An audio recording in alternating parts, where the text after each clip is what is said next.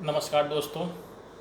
आज हम चर्चा करेंगे कि परीक्षा के दौरान हमें क्वेश्चंस को किस तरह से अटेम्प्ट करना होता है। इसमें दो टाइप की स्ट्रेटेजी होती हैं। पहला है जो कि हम मल्टीपल चॉइस क्वेश्चंस को कैसे टैकल करेंगे। दूसरा है जो सब्जेक्टिव और ऐसे टाइप क्वेश्चंस को कैसे टैकल किया जाता है। पहले हम चर्चा करेंगे मल्टीपल चॉइस क्वेश्चंस।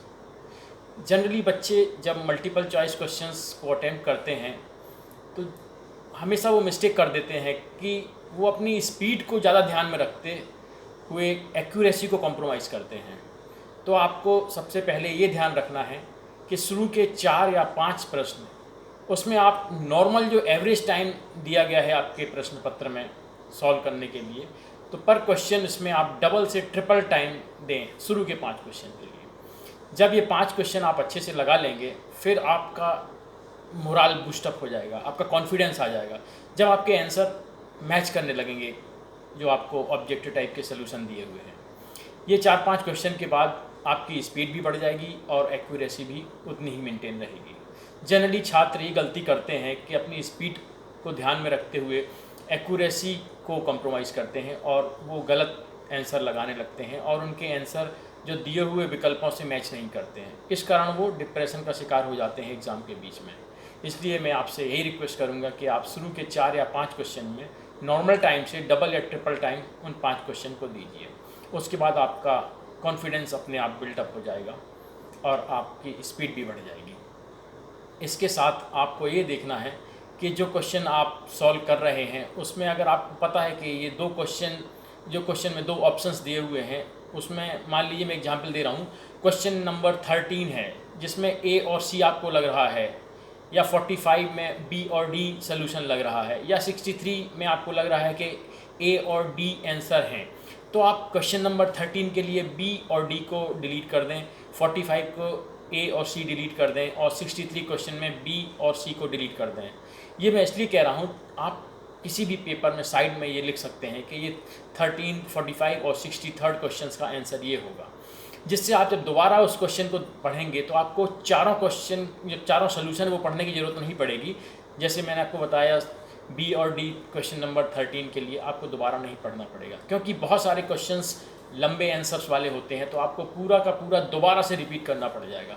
इसमें आपको 2 तरह से फ़ायदा होता है कि एक तो आपका टाइम बच जाता है कि आपको जो नॉन प्रोबेबल आंसर को दोबारा नहीं पढ़ना होता है, और दूसरा आपकी प्रोबेबिलिटी बढ़ जाती है, क्योंकि नॉर्मल कोर्स में प्रोबेबिलिटी 50% नहीं होती है, लेकिन इस केस में आपकी प्रोबेबिलिटी 50% से 50% हो जाती है। तो आपको यही देखना है कि जो प्रोबेबिलिटी आपकी 25% थी अभी वो बढ़कर 25 से 50% हो जाती है। तो आप अगर ये कहीं पर नोट कर लें कि इन तीनों क्वेश्चंस जो आपके टफ़ होते हैं उनके आंसर्स ये होंगे, तो आपका बाद में टाइम बच जाएगा। फिर आपको लग रहा है कि आपको रिस्क लेना है, क्योंकि जीमेट जैसे पेपर्स आते हैं जिसमें कि आप क्वेश्चन स्किप नहीं कर सकते हैं, तो वहाँ पर मोस्ट प्रोबेबल आंसर को आप टिक कर सकते हैं। या मान लीजिए आपका नेगेटिव मार्किंग नहीं है तो फिर आप उस केस में आप रिस्क ले सकते हैं, लेकिन अगर नेगेटिव मार्किंग है तो भी आपकी प्रोबेबिलिटी डबल हो जाती है।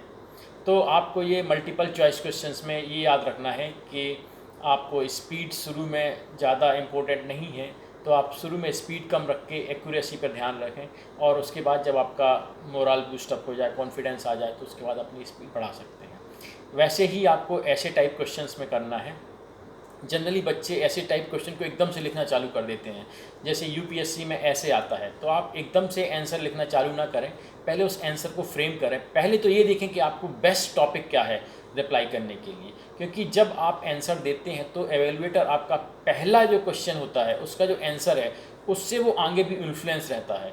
तो आप पहला क्वेश्चन बहुत अच्छे से सॉल्व करें, उसके बाद आप जो सबसे टफ क्वेश्चन लगता है जिसको आपको लग रहा है वो लास्ट में करें।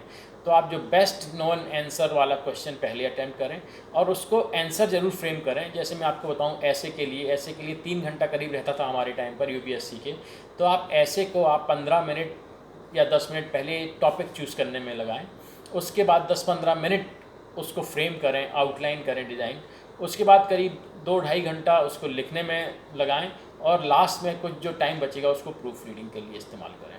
क्योंकि बच्चे जनरली गलती करते हैं, एकदम से लिखना चालू कर देते हैं, फिर उनको मालूम पड़ता है कि हमारे पास ज़्यादा वर्ड्स नहीं है इस आंसर के लिए या जो टॉपिक चूज़ किया है। तो आपको टॉपिक या क्वेश्चन सिलेक्शन बहुत मैटर करता है, और उसके पहले इंस्ट्रक्शंस ज़रूर पढ़ लें। किसी भी पेपर में इंस्ट्रक्शंस को इग्नोर ना करें, क्योंकि इंस्ट्रक्शन में कई बार ऐसा होता है कि क्वेश्चन नंबर 1 या लास्ट वाला क्वेश्चन कंपलसरी होता है, तो आप कंपलसरी क्वेश्चन पहले अटेम्प्ट करें। तो मैं इस टॉपिक को समराइज़ करना चाहता हूँ कि मल्टीपल चॉइस क्वेश्चंस में आप पहले 4-5 क्वेश्चन में ज़्यादा टाइम दें। इसी तरह ऐसे टाइप जो सब्जेक्टिव आंसर्स वाले क्वेश्चंस होते हैं उसमें आप बेस्ट टॉपिक चूज़ करें, और जब आंसर लिखने के पहले कुछ समय उसको आउटलाइन या फ्रेमिंग करने में ज़रूर दें, तो आपका स्कोर अच्छा रहेगा, क्योंकि एवेल्यूएटर आपका पहला क्वेश्चन देखकर ही आगे के आंसर्स के मार्क्स देता है। Thank you very much.